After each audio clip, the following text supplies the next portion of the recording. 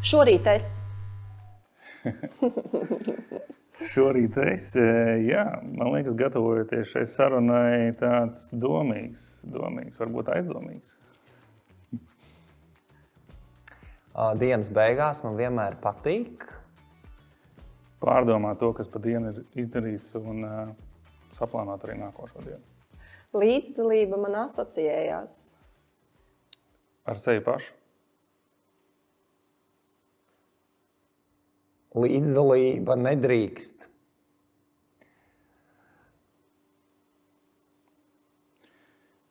Diktēt noteikumus. Līdzdalībai ir jābūt pašai. Ivar, paldies tev mūsu ātrās atbildes, jautājumu un atbildes, tad tu esi veiksmīgi izturējis, jā, noteikti nav viegli tiešām, jo mēs te kā reiz arī kaut kad ar Helēnu runājām, kad droši vien daudz vieglāk ir prasīt tos ātros jautājumus, nekā sniegt atbildes, bet paldies tev. Un Ivar, tu mums esi pievienojies, tu esi LV līdzdalības sarunās, un mūsu galvenā tēma ir līdzdalība, un es varbūt gribu mazrusiņās vēl papildināt to Helēnas arī jautājumu, tā kā ko tu teici par šo rītu, ka tu jau tā kā domāji gan par šo te sarunu kopumā, gan par to, kas tad ar ko tev asociējas līdzdalība ar sevi. Varbūt tu vari ieskicēt, kas tad ir tās galvenās asociācijas, kāpēc tad tu līdzdalību asociē ar sevi un kāpēc tev vispār ir svarīga līdzdalība. Jo droši vien tas ir tas iemesls, kādēļ tu šodien esi šeit kopā ar mums. Tā ir sanācis un, manuprāt, nejauši, bet varbūt arī apzināti, ka es pēc būtības esmu tāds, kurš līdzdarbojas daudz kur. Citreiz par šeit pārāk daudz kur, un daudzkārt manā karjerā un darba gaitās kolēģi un priekšnieki ir teikuši, ka kur tu tur bāzies, kur tu lien tur visu iekšā, vai ne? Bet tā ir. Man liekas, ka tā ir, un es tai redzu daudz labu lietu. Es tai redzu arī savā ziņā kaut kādus apgrūtinājumus, sarežģījumus, jo daudz kas ir jāplāno, daudz kas ir jādara, un par daudz ko ir jāatbild. Bet kopumā man patīk tā sajūta, kur šī līdzdalības upe mani ved. Kur viņi tev ved? Kur tu tagad esi nokļuvis savā dzīvē? Es domāju par šo jautājumu. Kas ir tie punkti? Varbūt, citreiz jau grūti pateikt, es atrodos tādā un tādā punktā, bet varbūt, kad tu vari apraksturot, varbūt, ja šis nav punkts, bet šis ir kaut kāds ceļš, tad kā izskatās tavs ceļš, kas notiek riņķī, ko tu redzi, kas ir apkārt?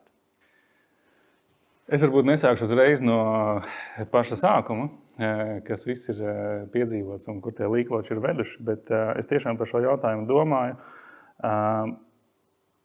Un man liekas, ka es šobrīd esmu nonācis tādā punktā,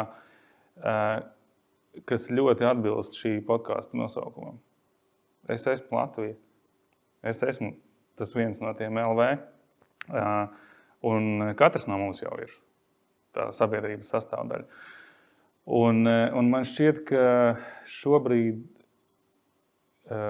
tas, ko es daru, un tas, ar ko es nodarbojos vairākās sfērās, ir tas, kas dara kādu mazāku vai bišķīt lielāku Latvijas gabaliņu labāku vai citādāku, vai vismaz viņu kustina un neliek tam gabaliņam aizaugt nezālēs.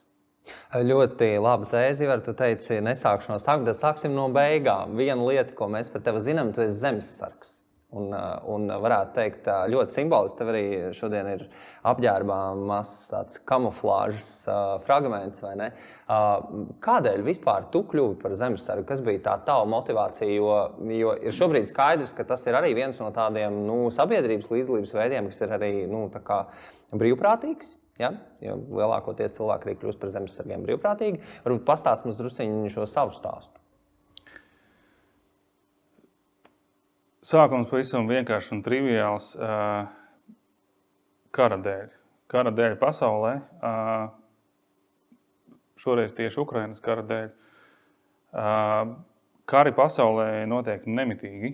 Ja mēs paskatāmies ziņu lentēs, tad vienā vietā, otrā vietā, Āfrikā, Dienvidamerikā, kur tik vēl tie cilvēki vai ne strīdās un konfliktē dažādos veidos, bet, protams, ka Ukrainas karš, jeb karš Ukrainā, bija tas, kas daudziem lika mainīt savas domas par daudzām lietām, daudzām vērtībām, pārdomāt to vērtību skalu. Un tas, protams, bija mana mudinājums arī rīkoties.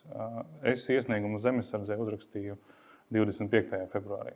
Zīmīgi, likumsakarīgi, bet sen jau biju par to domājis. Un kas varbūt ir tā lieta, par ko katram būtu jāizdomājās līdzdalības kontekstā. Viens ir domāt, otrs ir darīt. Un es tiešām ilgi domāju par to, ka vajadzētu iestāties Zemesardzē. Un tad bija visādi apstākļi, kas man lika domāt, ka nē, es jau to nevarēšu. Un tas prasīs tik daudz laika. Un pa kuru laiku tiešām jo taču ir ģimene un mājas un bērni. Un kā tad to var paspēt, vai ne? Šobrīd ir tā, ka Zemesardze aizņem, ja ne pusi, tad lielāko daļu no manas ikdienas. Un es domāju, ka tas šobrīd ir mans pienākums. Neviens to man nav uzlicis kā pienākumu, bet man ir tāda sajūta, ka tas ir mans pienākums. Ka man ir jābūt zemesargam, lai es būtu drošs, mana ģimene būtu droša un mani bērni varētu izaugt drošā vidē. Vispār nav iestājies. Klusums, jā. Tiešām aiz cieņas. Paldies. Ko tas tevī pašā atrisina? Jo ļoti bieži mēs dzīvē kaut kādas, it kā varbūt ārēji tas izskatās, ka kaut kāds baigā revolūcija, es baigi mainos, esmu pieņemusi ļoti drosmīgu lēmumu. Bet patiesībā jau tā iekšējā motivācija ir pilnīgi savādāka. Un es tajā brīdī, lai gan varbūt citiem izstāsta, ka tas ļoti drosmīgi, piemēram, ka es esmu nopirkusi vecmāju, ja, tajā brīdī vienkārši tas ir tāds mans ceļš, un tas manī kaut ko atrisina. Es tādā veidā sevī kaut ko atrisinu. Ko tevī šis solis ir atrisinājis? Kāpēc tev tas bija svarīgi izdarīt? Iestāties Zemesardzē? Acīm redzot, tajā brīdī, kad es pieņēmu lēmumu, un izdarīju to soli, tas bija tāds pienākuma jautājums, jeb tāda pienākuma apziņa tajā mirklī, atceroties to dienu, vai ne? Bet, lai nekavētos atpakaļ tajā, varbūt, traģiskajā sākumā, tas ir traģisks sākums, vai ne? Un tā lēmuma izdarīšanas mirklis ir saistīts ar traģēdiju kādā citā valstī. Bet šobrīd es varu teikt, ka Zemesardze manā dzīvē ir ienesusi ļoti daudz pozitīvu emociju. Droši vien tas ir arī prieks, lai gan es nezinu, vai Zemesarga priecājās. Viņi dara lietu, kas jādara, un svina uzvaras, vai ne, dažādās spēlēs un uzdevumos. Bet nosauksim to par prieku, jo tas tiešām ir prieks par līdzcilvēkiem, par zemesargiem, kas ir kopā ar mani un ar kuriem es varu būt kopā. Es varbūt nebiju iedomājies un nebiju pirms tam domājis par to, ka tik dažādi nepazīstami cilvēki tā vienā mirklī ir uz viena viļņa, uz vienas nots, vai ne, un iet uz priekšu. Man liekas, ka šādi lēmumi, kas sākotnēji šķiet sarežģīti, lēmumi, kas daudz ko var mainīt, lēmumi, kas daudz ko var ietekmēt, vēlāk kļūst par ikdienu un ikdienas sastāvdaļu. Šobrīd man tas neliekas ne cik īpašāk. Es to nekādā veidā neuzsveru, kā redzēs, esmu zemesargs un tad esmu tāds un šitāds. Es arī skaļi nesaku un nepopularizēju to, ka katram obligāti ir jābūt zemesargam vai katram ir jādara tas vai kaut kas cits. Tas ir jādara, bet katram pašam līdz tam ir jānonāk. Mums bija viena saruna arī ar TOSLV līdzdalības sarunu viesi par to, ka piederības apziņa vai piederība veicina cilvēku līdzdalību.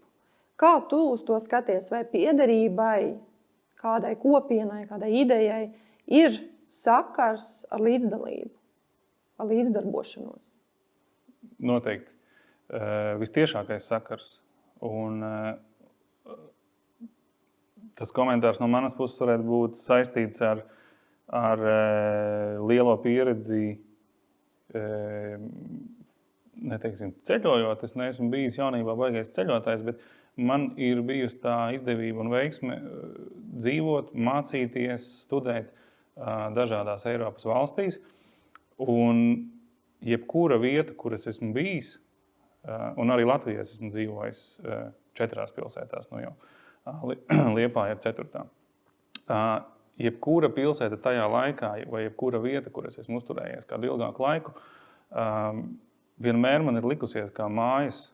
Arī vidusskolas laikā, kad es dzīvoju kopmītnēs, es neteicu, ka es eju uz kojām, bet es gāju uz mājām. Mēs ar kaimiņiem, kopmīņu kaimiņiem tā arī runājam, nu tad tiekamies mājās pēc tam vēlāk, vai ne? Un man liekas, ka piederība kādai konkrētai vietai veido līdzdalību, un līdzdalību savukārt arī vairo piederības sajūtu. Cik elementāri, vai ne? Vai ne? Bet tu pieminēji, tad, kad runāji arī par savu pieredzi zemesardzē, tad tu teici, ir taču vēl arī mājas. Ja? Un tā ir tā nākamā sarunas tēma, ko es gribu mazrusiņās izvērst. Tev ir arī vistiešākais sakars šobrīd ar mājām. Nevis varbūt ar tādām mājām simboliski, ko mēs saucam par mājām, bet fiziski ar mājām. Tu esi arī restaurācijas centra veidotājs un dibinātājs un saimnieks, ja, un iespējams visas pārējās lomas šajā cepurē ietilps. Bet varbūt tu vari pazdrusņās paraksturot, kā tas ir, kāpēc vispār tu uzskati, ka ir svarīgi veidot šādus restaurācijas centrus. Tu šobrīd vadi vienu no tiem retajiem, ar tādu privātu iniciatīvu, kas ir absolūti izveidots, tā kā tevis pašu veidots, bez kaut kādiem tur lieliem projektu atbalstiem vai pašvaldības iesaistas. Tad, tavuprāt, vai tā ir arī kaut kāda veida līdzdalības forma, kad mēs kaut kā mēģinam atjaunot un saglābt to savu vēsturisko mantojumu? Tā ir vistiešākā līdzdalības forma. Un arī šis visprecīzāk raksturo to, kāpēc es sevi vērtēju kā līdzdalības šīs sarunas teorijas sastāvdaļu. Es neredzēju citu iespēju, man pat nebija citas domas, kā atjaunot māju 18. gadsimta beigās celto māju, kā tikai darot to publiski. Visiem redzami, lai tas stāsts visiem redzams. Es varbūt pat sākumā nemeklēju problēmu, ka vai Liepājā gadījumā nav tā, un vai tur tik nevajadzētu kaut ko attīstīt, un kur tad mēs to fondu meklēsim, vai ne? Es sapratu, ka līdzīgi arī kā lēmums par iestāšanos zemesardzē, tā lēmums par šādas mājas iegādi, kuras vizuālais un tehniskais stāvoklis nevieš optimismu, vismaz neviesa optimismu sākotnēji garām ejot šai mājai. Arī tas lēmums ir kļuvis par ikdienas sastāvdaļu un pašsaprotamu rīta, pusdienu un vakaru tematu, par ko domāt. Un pat, ja sākotnēji tas likās sarežģīti un kā tad to tādu izdarīt, tad šobrīd viss notiek. Viss notiek ātrāk vai lēnāk, kā jau tas vienmēr ir. Gribētos ātrāk, bet notiek lēnāk, bet notiek. Un notiek ar līdzdalības palīdzību. Droši vien vienkārši piemērs, bet var ar savu ideju dzīvot viens pats un savā galviņā viņu malt un domāt, kā labāk izdarīt, un vienmēr kaut ko uzlabot un šķist, ka vēl nav īstais brīdis, lai darītu kaut ko. Bet līdz ko tu parunā ar cilvēkiem vai vienkārši kādam izstāst savu ideju, tad paiet noteikts laika sprīdis un tas notiek. Un tieši tāpat arī ar šo māju, ar šo iniciatīvu visas lietas agri vai vēlu ir sākušas notikt. Ir pāris jautājumi, kurus man gribētos, lai viņi atrisinās ātrāk. Tas ir saistīts ar sabiedrības un pašvaldības iesaisti šajā līdzdalības procesā, bet droši vien, ka tas dzirnakmens ir tas, kurš ir bišķīt smagāks nekā pārējie. Bet es ticu, ka ar laiku tas notiks. Un galu galā Māja ir 220 gadi, nu viņai vēl priekšā ir 220 gadi, un ja neesi, tad tie, kas būs man blakus, tie palīdzēs šo konkrēto lietu risināt, un es ceru, ka tas, ar ko es nodarbojos, varbūt vēl kādas mājas saimnieku pamudinās rīkoties līdzīgi, neobligāti tam ir jābūt tā uz sabiedrību vērstam, bet rīkoties tā, ka caur savu labumu dot labumu sabiedrībai. Jo man liekas, ka sabiedrība var būt laimīga tikai tajā brīdī, kad katrs tās dalībnieks ir laimīgs un nemeklējot laimi kaut kur, kā no es pie viņas tikšu, bet radīt priekš sevis. Nevēltis teica par to zemes pleķīti un nezālēm, vai ne? Tīri praktiski arī šo māju iegādājoties. Pirmais, ko es darīju, bija nopļaut to pagalmu, un tad es ieraudzīju, kur tas skaistums varētu slēpties. Tajā brīdī viņu vēl neredzēju, bet kur viņš varētu slēpties. Un palēnām atklājās, palēnām tās skaistās lietas atklājās. Un tas ir tas, ar ko es dalos. Tas prieks par tiem mazajiem nieciņiem, ko es procesā iegūstu, tas ir tas, ar ko es cenšos dalīties. Jā. Tagad, ejot tā kā vēl mazrusņās atpakaļ, jā, mēs par tevi zinām arī, ka tu esi diplomēts mākslinieks. Un varbūt tagad, ja mēs savienojam šīs varbūt tās dažādās cepures, tad es tev gribu pavaicāt arī tādā līdzdalības kontekstā, bet ko tu redzi, piemēram, pilsētu vidē, kas tev kā māksliniekam un restaurācijas centra principā, idejas nesējam, vispār, ko tu vēlētos redzēt vairāk pilsētu vidē, kāda ir tava vīzija vispār par Latvijas pilsētu vidi, ja mēs varam tā ļoti varbūt pat globāli pateikt, kas ir tas, varbūt, kas tev šobrīd pietrūkst, kas varbūt ir gan no sabiedrības, gan no pašvaldības puses, varbūt kaut kādas tādas, lietas, kas būtu jāpapildina, un kā tu vispār gribētu redzēt Latvijas pilsētas, jo tur, kur tev ir ekskluzīva iespēja, tu esi dzīvojis 4 dažādās, jā, vismaz, un es pieņemu pārvietojies pa ļoti daudzām citām, bet kas ir tā tava sajūta? Man ir pilnīgi skaidrs, kā tam vajadzētu izskatīties, bet kā to izdarīt, man līdz šim vēl nav.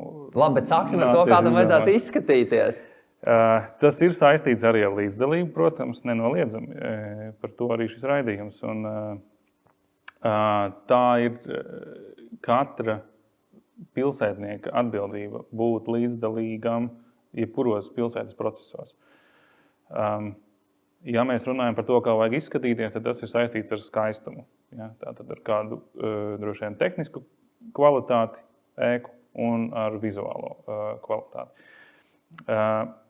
Piemērs no Portugāles, pilsēta netālu no Faro, tāda no Portugāļu zemnieku pilsētiņa, kur cilvēki dzīvo mazās mājiņās, 1, 2 stāvi, mazas tumšas istabiņas, jo tur ir ļoti karsti, protams, un lodziņi arī ir mazi, lai tas karstums nenāk iekšā. Un mājas katru gadu tiek krāsotas baltā krāsā, lai reflektētu saules starus. Ja? Tātad, lai vēl mazāk lai samazinātu to saules karstuma ietekmi. Un katru gadu viņi to dara tāpēc, ka ir karsti. Bet reizē tas arī izskatās skaisti. Daksteņu jumti, baltas fasādes, kaut kur kāds tonīts parādās, zils, sarkans, dzeltens, tāds skaisti, priecīgi tie toņi ir, vai ne? Un katrs to māju krāso katru gadu, iespējams ar vislētāko krāsu, bet lai viņa būtu balta, lai iekšā nav karsti. Tas ir tas, kas pietrūkst mums, tāda pienākuma apziņa pret sevi. Mums klimats ir draudzīgāks vai atkarībā no gada laika mazāk draudzīgs, bet redz, klimats ir tas, kas varbūt nediktē mūsu paradumus saistībā ar ēku fasādēm. Un tas ir tas, kas ļoti pietrūkst katru gadu kaut bišķīt, uzčubināt, atjaunot, sakārtot. Tam nevajag gadus, tam nevajag projektus, tam nevajag restaurācijas nosaukumu. Restaurācija ir pēdējais brīdis un pēdējais glābiņš jebkuram no īpašumiem vai jebkurai lietai, kas arheoloģiski tiek izrakta no zemes. Ja. Restaurācija ir pēdējais mirklis, kas var dot kaut kādu dzīvību. Bet katra diena ir tā vērta, lai cilvēks savu pagalmu, savu māju sakoptu. Un tā jau tas smukums arī veidotos. It kā vienkārši. Jā. It kā vienkārši. Bet nu jā, tu jau minēji, bet varbūt, ko tu redzi tādi tomēr soļi, es nezinu, 1, 2, 3, kas būtu tas, ko varbūt arī pašvaldības varētu darīt? Nu, protams, ir skaidrs, ka ir jāveido sabiedrības attieksme un tā tālāk, kā tu teici, tas neprasa projektu vai milzu naudu, bet laikam vairāk vēlmu un attieksmi. Bet vai tu redzi, nu, ko tā kā sabiedrība un pašvaldība varētu darīt šo soļu virzienā, lai mums tā vispār vide apkārtējā kļūtu tā kā labāk, kvalitatīvāk? Jo nenoliedzami mēs pēdējos gados ļoti runājam par, mēs sākam novērtēt kaut kādas lietas. Mums ir tādas izcilas paraugu pilsētas, ja, kas ļoti tā kā, restaurācijas virzienā dodās un tad citi uz viņām skatās, bet arī man personīgi novērojam, ka mēs tādās ārkārtīgi lielās aizās dzīvojam, ir kaut kādas vietas, kur tu aizbrauc, un tur vienkārši viss ir wow, žoklis atkarās, jā, un tad ir atkal kaut kādas vietas, kur tu aizbrauc, tur arī žoklis atkarās, jā. Bet tas ir pilnīgi cits iemesls, jā, tur ir, es nezinu, vēsturiskā koku mūža, kas ir tā kā kaut kāda mazpilsētas sirds, kur ir sabliesta plasmas sloga, un iekšā joprojām ir dalījums vecajos labajos dzīvokļos, un tā ir tā otra realitāte. Bet ko tu redzi, tie mērķtiecīgie soļi, jo es pieņemu, ka tas arī ir viens no tādiem, arī Liepājas restaurācijas centra izveidošana varētu būt daļa no lielā plāna, ja vismaz kaut kādā konkrētā vietā vai šajā reģionā? Nu, redz, Liepājas restaurācijas centrs pastāv jau 2 gadus, un, kā jau es minēju, ir lietas, kuras ir notikušas ātri, un ir lietas, kuras vēl nenotiek, bet par viņām ir domāts, par viņām ir runāts, bet vēl nenotiek. Līdz ar to tās pārdomas ir raisījušās, jā, sabiedrības un pašvaldības virzienā. Man nav nejausmas, kā pašvaldība to var risināt. Droši vien pašvaldība to zina labāk. Bet man šķiet, ka sabiedrība un viens tās sabiedrības loceklis, šai gadījumā pieņemsim, ka tas esmu es, ja es ar savu piemēru Bāriņa 24 varu palīdzēt Bāriņa 20 un Bāriņa 26, man liekas, ka jau daudz, vai ne? Nākošais, tātad, vai ne, ģeometriskā progresijā mēs palīdzam daudz. Tas, ko es darīšu svētdien, 1. adventē, pie savas necilās būdiņas, piekāršu Ziemassvētku karogus, izlikšu tūjas un ielikšu mazas neuzkrītošas svētku lampiņas, lai nav pa daudz, lai nav pa gaišu, jo tas kontrasts, man patīk kontrasts, man patīk darboties kontrastu vidē, bet lai tās gaismiņas tomēr iedot tādu mazu cerību par to, ka šī māja kādreiz varētu būt ļoti skaista, un tā noteikti arī būs, bet lai tas nav pārāk pompozi, ka, nu ko tad te jau cilvēks vēl neko nav izdarījis un jau tad sāk dekorēt. Tas ir saistīts ar mārketingu, un man šķiet tā otra šķautne. Ja. Savā ziņā šobrīd veco mūžu, veco māju atjaunošanas mārketings uzplaukst vai ir jau plaukumā un briedumā, bet to 2 gadu laikā, kuros arī es esmu gājis caur tādiem mārketinga aizmetņiem un mēģinājis popularizēt šo jautājumu, es kaut kā šobrīd sāku saprast to, ka tā publiskais mārketings ir svarīgs, bet ir ļoti svarīga arī individuālā komunikācija ar katru no interesantiem. Un par laimi restaurācijas centram zvana cilvēki, par laimi viņi prasa, kur var darīt to, kas var darīt to, meistaru kontaktus vai vienkārši padomu, no kura gala ķerties klāt.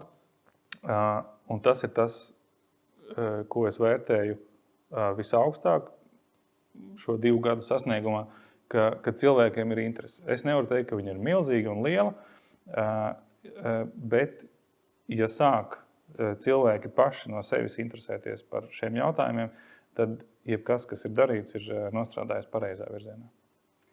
Jā.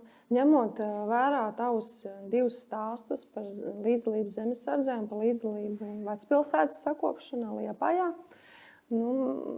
šķiet, ka dominē divi tādi jēdzieni. Viens būtu atbildības sajūta, un otrs būtu tā kā gandarījums, mazliet varbūt misijas apziņa. Varbūt, ka tu vari pastāstīt, kas ir tie jēdzieni, kas nāk kopā ar līdzdalību. Tad, kad tu līdzdarbojies, tu kā līdzdalības praktiķis līdzdarbojies, ko tas reāli nozīmē tev iekšā, tavā dzīvē, šajā ceļā. Jā. Jautājums no teorijas plauktiņa.